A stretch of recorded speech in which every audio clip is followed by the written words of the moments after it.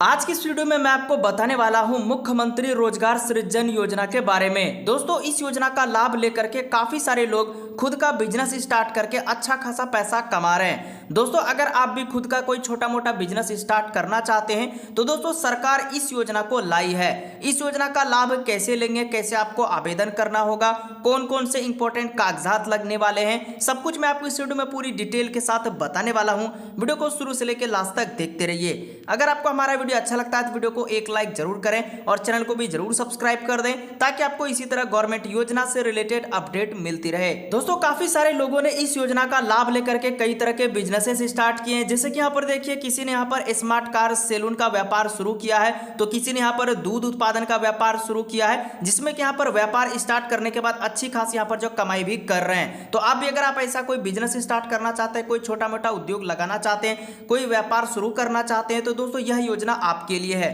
कुछ इस प्रकार यहाँ पर जो नोटिफिकेशन को जारी किया गया है, जिसमें कि यहाँ पर देख पा रहे कि सबसे ऊपर में आपको योजना का नाम देखने को मिल जाता है, मुख्यमंत्री रोजगार सृजन योजना, यानी कि स्वरोजगार करना हुआ और भी आसान। यहाँ पर दोस्तों आपको 25 लाख तक का मिलेगा ऋण, यानी कि आपको 25 लाख तक का लोन दिया जाएगा।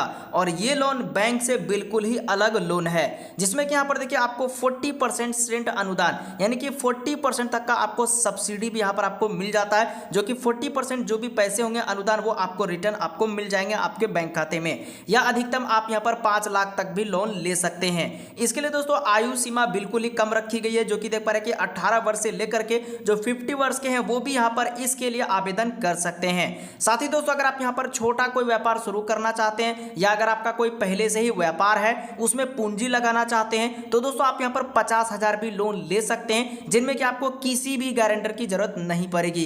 यहाँ पर देख पा रहे हैं कि साफ तौर पर बताया गया कि 50,000 तक ऋण के लिए किसी गारंटर की जरूरत नहीं है। इजीली आप यहाँ पर अप्लाई करके 50,000 आपके सीधे बैंक में आ जाएंगे। यहाँ पर दोस्तों कई सारी महत्वपूर्ण बातें बताई गई है जो कि आपको जानना बहुत जरूरी है। यहाँ पर दोस्तों बताया गया कि वाहन तथा प्लॉट एवं मशीन से संबंधित ऋण में किसी गारंटर की जरूरत नहीं है। अगर आप इस टाइप का कोई मशीन वगैरह लेना चाहते हैं तो आपको किसी भी प्रकार की गारंटर की जरूरत नहीं होगी, आपको इजीली तरीके से यहाँ पर जो ऋण दे दिया जाएगा।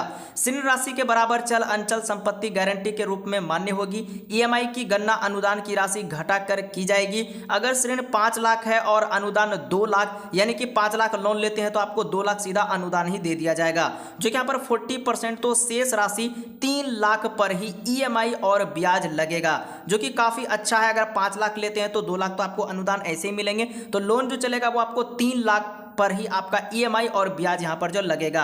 ब्याज बात करते हैं कितना लगेगा, तो वो भी बताया गया है। कुल ऋण से अनुदान घटाकर शेष राशि पर लगेगा सिर्फ 6% वार्षिक ब्याज, तो इतना ही आपको यहाँ पर ईएमआई देना है। बाकी यहाँ पर और भी जानकारी दी गई, जैसे कि 50,000 से अधिक ऋण लेने के लिए निम्न में से कोई एक गारंटर से बनेगा काम। तो यहाँ पर देखिए, वर्तमान अथवा पूर्व निर्वाचन यहाँ पर जनप्रतिनिधि, सरकार कार्यरत अथवा रिटायर्ड कर्मी, निजी संस्था से कार्यरत अथवा रिटायर्ड कर्मी, तो यहाँ पर इस तरीके से दिया गया आयकरदाता।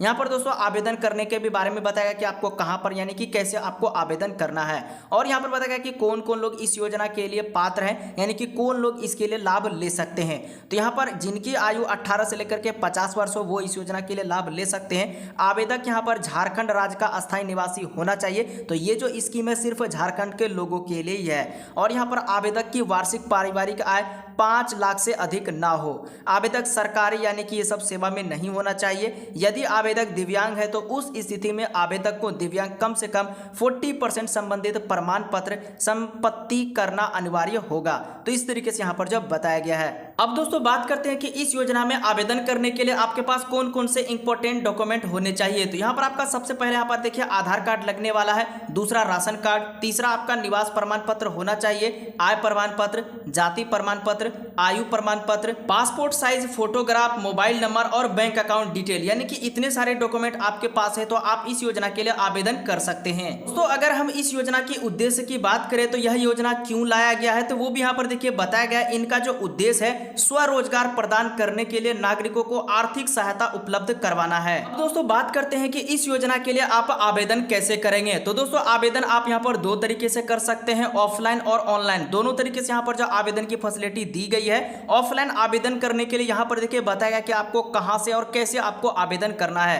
तो दोस्तों ऑफलाइन में आवेदन करने के लिए आपके जिला का जो भी कल्याण पदाधिकारी होगा वहां पर आपको जाकर के फॉर्म लेना पड़ेगा। वहीं से आपको पूरा फॉर्म भरने के बाद आपको आवेदन करना पड़ेगा। यहाँ पर कई सारे यहाँ पर दिए गए कि कहां कहां पर आपको जाकर के आवेदन करना है। तो यहाँ पर देखिए झारखंड राज्य पिछड़ा वर्ग एवं वित्त विकास निगम जो कि शाखा कार्यालय होता है वहां से भी आप आवेदन कर सकते हैं, या फिर झारखंड राज्य आदिवासी सहकारी विकास निगम वो भी शाखा कार्यालय होता है, तो वहां पर भी आप जाकर के आवेदन कर सकते हैं। साथ ही यहाँ पर बताया कि झारखंड राज्य अनुसूचित जाति सहकारिता विकास निगम शाखा कार्यालय, तो अनुसूचित जाति के जो भी कैटेगरी है उनको भी लाभ दिया जाएगा, तो आप उस वाले कल्याण विभाग में जाकर के वहां से भी आप आवेदन कर पाएंगे। साथ ही यहाँ पर बताया कि झारखंड राज्य अल्पसंख्यक वित्त एवं विकास निगम, तो यहाँ पर भी जाकर के आप आवेदन कर सकते हैं। अगर कोई अल्पसंख्यक कैटेगरी से भी लाभ लेना चाहता है तो उनको भी यहाँ पर जो लाभ दे दिया जाएगा।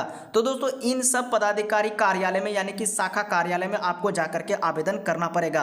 बेसिकली आप गूगल मैप का भी सहारा ले सकते हैं, आपको पता करना पड़ेगा कि आपके जिला में कहां पर यह सब कार्यालय है। तो वहीं पर आपको फॉर्म लेना है, फॉर्म को अच्छी तरीके से भरना है और जो भी डॉक्यूमेंट हमने बताए हैं उन सभी का आपको प्रिंट आउट अटैच करके वहां पर आपको फॉर्म भर के जमा दे देना है। वहीं पर आपको ऑनलाइन कर दिया जाएगा और वहीं पर आपको एक रसीद भी प्राप्त हो जाएगी। फिर कुछ दिनों के बाद आपका जो है वेरिफिकेशन होगा। वेरिफिकेशन कंप्लीट होने के बाद आपके बैंक अकाउंट में जो भी राशि होगी वो आपके खाते में डाल दी जाएगी। अगर दोस्तों ऑनलाइन आवेदन करना चाहते हैं तो आप अपने नजदीकी डिजिटल सेवा केंद्र से जाकर के यानी कि सीएससी केंद्र से जाकर के आप आवेदन कर सकते हैं। आई होप मैंने आपको पूरी जानकारी दे दिया है। अगर आपको ये वीडियो इन्फॉर्मेटिव लगा है तो वीडियो को एक लाइक जरूर करें और अपने दोस्तों और परिवारों के साथ भी इस वीडियो को शेयर कर दें ताकि उन लोगों को भी इसके बारे में जानकारी मिल सके।